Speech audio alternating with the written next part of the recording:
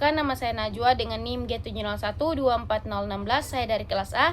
Di sini saya akan membuat video untuk memenuhi tugas pendahuluan percobaan 5, yaitu validasi metode analisis, uji linearitas dan rentang UV-Vis paracetamol pada praktikum analisis farmasi.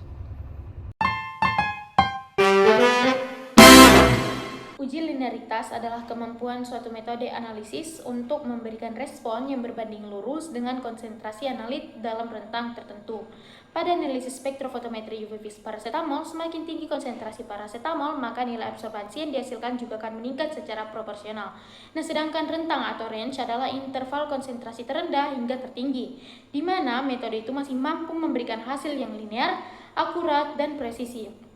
Dalam analisis farmasi, rentang umumnya ditentukan pada kisaran 80% sampai 120% dari kadar nominal untuk memastikan metode tetap valid meskipun terjadi variasi kecil pada kadar obat. Percobaan ini menggunakan prinsip hukum Lambert-Beer yang menyatakan bahwa absorbansi berbanding lurus dengan konsentrasi larutan. Nah, yang dimana pada persamaan ini A merupakan absorbansi, epsilon adalah absorptivitas molar, B adalah panjang lintasan kuvet, dan C adalah konsentrasi larutan.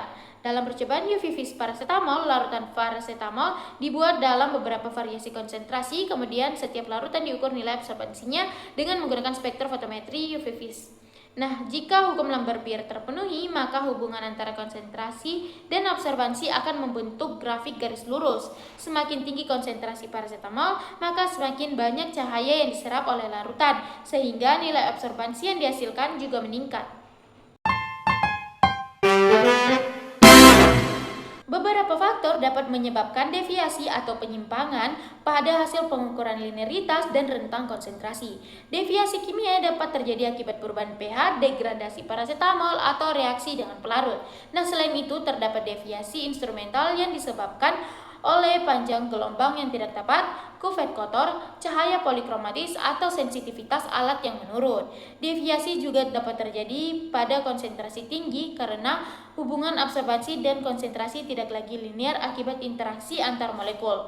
Nah, kesalahan preparasi larutan seperti kesalahan pipet, penimbangan, dan larutan yang tidak homogen juga dapat mempengaruhi hasil pengukuran. Faktor lingkungan seperti suhu, cahaya, dan kontaminasi larutan juga turut mempengaruhi kestabilan hasil analisis.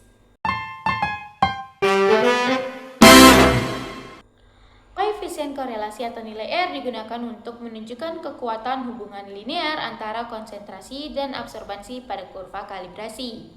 Nilai R yang semakin mendekati 1 menunjukkan bahwa hubungan antara konsentrasi dan absorbansi itu semakin linear. Nah, linearitas yang sangat baik ditunjukkan oleh nilai R yang mendekati 1, sedangkan nilai R sama dengan 1 menunjukkan hubungan linear sempurna antara konsentrasi dan absorbansi. Pada metode analisis kuantitatif menggunakan spektrofotometri UV-Vis, kriteria umum penerimaan linearitas adalah R lebih dari sama dengan 0,995. Nah, semakin mendekati nilai 1, maka linearitas metode semakin baik sehingga metode dianggap valid, akurat, dan dapat dipercaya untuk digunakan dalam analisis kuantitatif. Uji linearitas dan rentang dalam bidang farmasi bertujuan untuk memastikan metode analisis memberikan hasil yang akurat pada berbagai konsentrasi zat.